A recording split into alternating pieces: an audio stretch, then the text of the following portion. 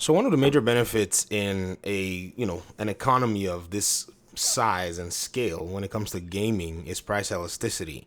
You'll get it from discounts in games, you'll get it from competitive, sellers and so on and so forth.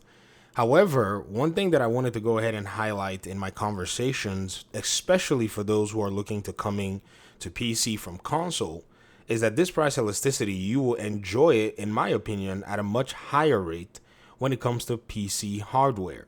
Now, many of you remember that just a few weeks ago, we started this conversation, and sometime last week, for demonstration purposes, and the fact that, again, this is a, business expense, something that I used to make educational videos on YouTube, I went ahead and put together a build for a PC that I thought was relevant for those who may want to actually make a PC build rather than invest in the PlayStation 5 Pro or maybe even wait for the next Xbox PC.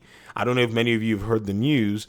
Microsoft is looking at opening the Xbox ecosystem, or at least having Steam and Epic Games on the Xbox console.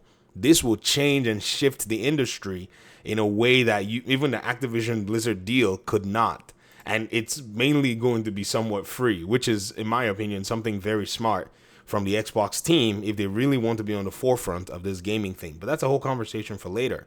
So I put together this particular build. $399 is the current price for the PlayStation 5. However, I bought mine for $500. I wish to use the $500. Once in a while I dabble back and forth, but I think the $500 is relevant here because most of you who are actually looking at coming to PC, you more than likely paid $500 as well. Now, I also look at the fact that I bought an extra controller, which honestly, some people did not buy an extra controller, but I did buy an extra controller.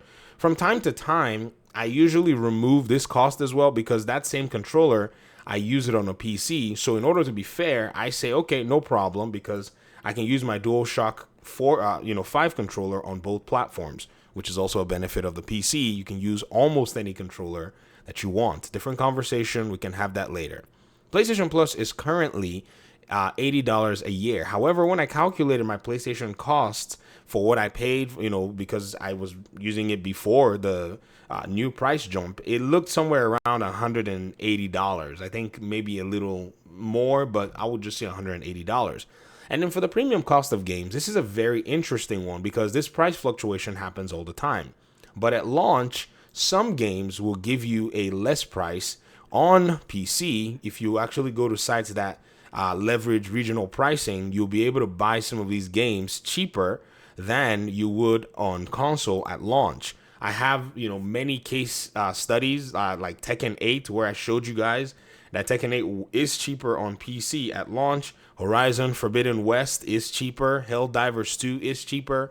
So if you say maybe you spent money on 4 games at launch, you will gain at least $40 in that year. And if you've actually been buying games since you got your PlayStation 5, or maybe even you're planning on buying more games, you're more than likely going to be spending about $160 after 4 years. This will bring you to a total of somewhere around $840, or depending on how your gaming is, it's going to raise to, $900. And if you're using PlayStation Plus Premium, by the time we're done with the conversation, which is $16, $17 a month, this number is looking very different. So in this $900 price point, I decided I was going to build a $650 computer, but something came up. I'm going to go ahead and explain this to, those of you who are looking to come to, this ecosystem, and show you how fun it is if you just, take the time to, search and actually stick within your budget. Now, I picked the 3060, simply because it had 12 gigs of VRAM at the time I bought it. It was just a few days ago. But something came to mind because the 3060 apparently is very strong at 1080, does its job very well, but the 6750 just got a price slash. So shout out to Daniel Owen, fellow school teacher. He's a math high school teacher. And so I watch his channel a lot, just, as a solidarity thing. I'm a middle school technology teacher myself. And so he put this post here saying that the 6750 XT has now gone on sale, or at least has got a price reduction, and is now $309. Immediately, I made a change. So our build is now going to be $661 out of the $840, which if you look at the way prices are, you'll be able to go ahead and get yourself a build that destroys a console. Even if I went with the new price of $399, let's say you wanted to get into the gaming business today. Let's say you've probably, been talking with people and wanting to know what the better option is.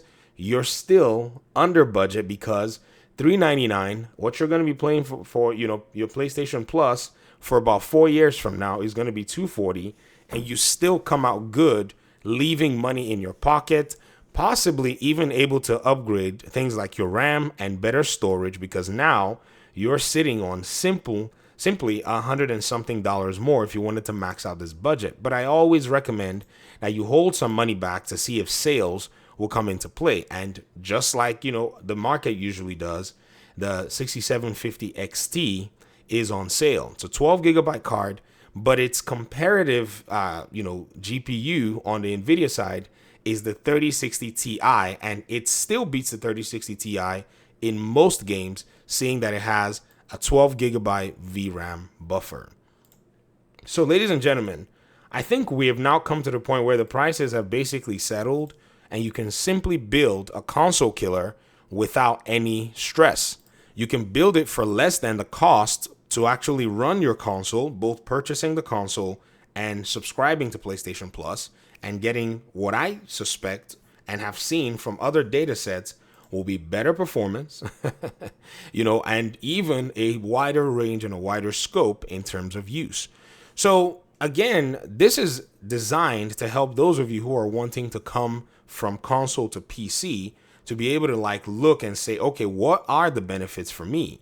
Now, those of you who've also been on the PlayStation console, the only capability in terms of upgrading for your PlayStation 5 console is to be able to add more memory. You can't make your RAM faster. You can't add or even upgrade your CPU.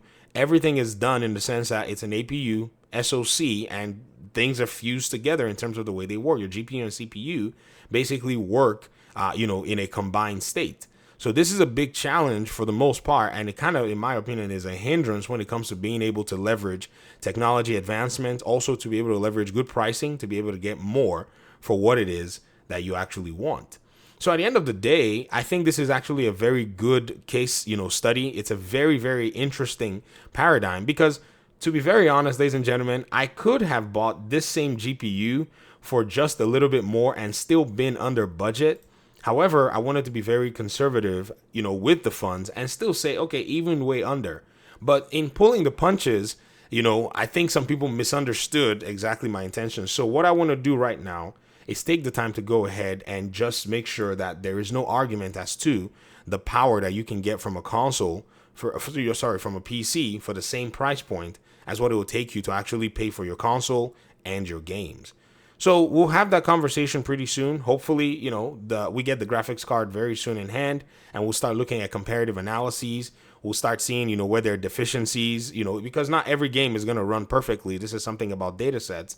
But I've also been looking very carefully at, some of the metrics as well. And I think the 6750 XT is actually a beast of a card. That was just weird to see how it actually beats the 3060 Ti in many, many use cases. In fact, I'm also curious to be able to see how the 6750 XT does with, Horizon Forbidden West. And I think somebody was able to put together the metrics. So even before we even, call this video, quits, why don't we go ahead and take a look and see what it's able to do at 1440 native? And many of you who know, Horizon Forbidden West is running at 1800p and it's being scaled up to 1440 using checkerboard rendering. Basically, with checkerboard rendering, what they're doing is they're scaling the picture and then filling it in with, kind of like some interesting techniques to fill the pixels in. So pretty much say this picture that you're seeing on my screen, right?